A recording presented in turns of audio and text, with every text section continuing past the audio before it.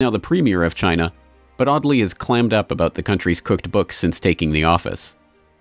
More common than blatant admissions that the data is made up are revisions to the data that take place weeks or even months after their original release. That happened earlier this week, when the Japanese government quietly revised their third quarter GDP growth figure to 1.1%.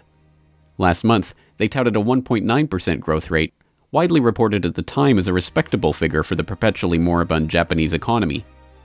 In the end, most people only ever see politicians gloating over the latest, greatest stats as they are released. Few, if any, notice the revised figure weeks later when it's buried in the back of the newspaper. Perhaps the most obvious example of this phenomenon in the American context is in the unemployment figures.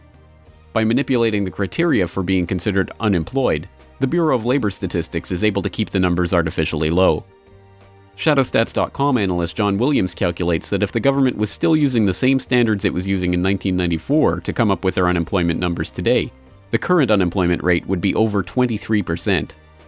This is most clearly seen in the labor participation rate, the percentage of workers actually in the workforce, which reached 35-year lows earlier this year, even as the government's cooked unemployment number continues to drop. Keep this in mind the next time a panel of talking heads try to convince you of how wonderful the economy is, based on the latest government-supplied official statistics. The unemployment rate went down, not because people dropped out of the labor force, but because they created a lot of jobs. It's the third or fourth month in a row that we've had better than expected. For more news and information, please follow the RSS feeds at corbettreport.com, subscribe to this YouTube channel, or follow us on Twitter @CorbettReport. Welcome friends, James Corbett, CorbettReport.com, coming to you from the increasingly frigid climes of Western Japan, and today I'm reporting live on the scene from the corridors of crass commercialism, aka the shopping mall.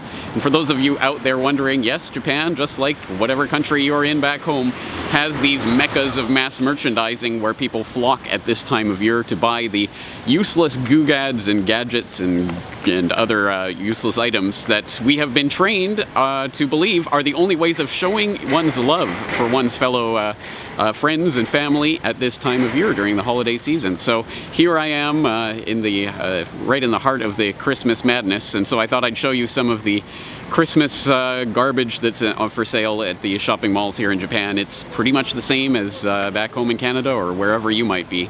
And that is a sad testament to the fact that the commercialization of global culture continues to spread like a cancer around the world.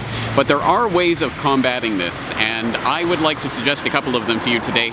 Of course, I'm in the alternative media, and I'm in the business of trying to provide people with information that they can actually use to make informed decisions about their lives. If you value this more so than the crap that they're selling you in these shopping malls, then why not eschew these shopping malls and actually use our power to vote with our dollars for the